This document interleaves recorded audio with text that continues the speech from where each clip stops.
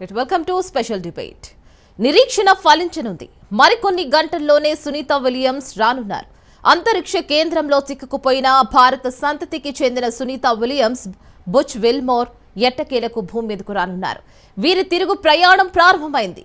వ్యోమగాములను భూమి మీదకు తీసుకువచ్చేందుకు అంతరిక్ష కేంద్రానికి వెళ్లిన స్పేస్ ఎక్స్ క్రూ డ్రాగన్ లోకి చేరుకున్నారు వ్యోమగాములు.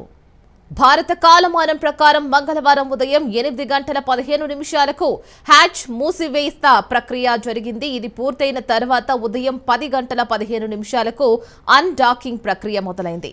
ఇందులో భాగంగా క్రూ డ్రాగన్ వ్యోమ నౌక అంతరిక్ష కేంద్రం నుంచి విడిపోతుంది. ఇక భూ వాతావరణంలోకి పునః ప్రవేశం కోసం ఇంజన్ల ప్రజ్వలనను బుధవారం తెల్లవారుజామున 2:41 చేపట్టనున్నారు. దాదాపు 40 నిమిషాల తర్వాత తెల్లవారుజామున 3:27 వ్యోమ నౌక ఫ్లోరిడా తీరంలోని సముద్ర జలాల్లో దిగుతుంది. సహాయక బృందాలు రంగంలోకి దిగి క్రూ డ్రాగన్ ను వెలికితీస్తాయి. సునీత అండ్ విల్మోర్ ను తీసుకువచ్చేందుకు రోదసిలోకి వెళ్లిన స్పేస్ ఎక్స్ వ్యోమ నౌక క్రూ డ్రాగన్ ఆదివారం విజయవంతంగా భూకక్షలోకి చేరుకుంది. క్రూ 10 మిషన్ లో వెళ్లిన 4 వ్యోమగాములు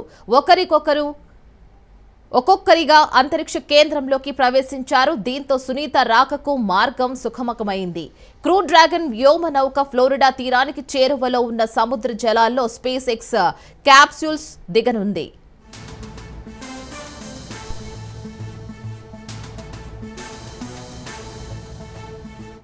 టెస్ట్ మిషన్ కోసం బోయింగ్ కు చెందిన స్టార్ లైనర్ అంతరిక్ష నౌకలో విలియమ్స్, విల్మోర్ 2024 జూన్ 5న అంతరిక్షంలోకి వెళ్లారు. 8 రోజుల తర్వాత వారు భూమి మీదకు తిరిగి రావాల్సి ఉంది.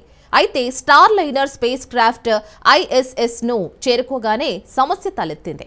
అందులోని ప్రాబ్లమ్స్ ను ప్రొపల్షన్ సిస్టంలోకి లీకులు ఏర్పడడం, థ్రస్టర్ మూసుకుపోవడంతో పాటు హీలియం కూడా అయిపోయింది. మరి ఈ నేపథ్యంలో వ్యోమగాములను ఈ నౌకలో తిరిగి భూమిపైకి తీసుకురావడం సురక్షితం కాదని ఆగస్టు నెలాఖరు నాటికి నాసా ఒక నిర్ణయానికి వచ్చింది.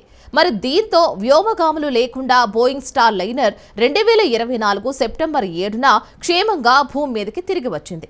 మరి అప్పటి నుంచి సునీత, విల్మోర్ అంతరిక్ష కేంద్రంలోనే ఉండిపోయారు.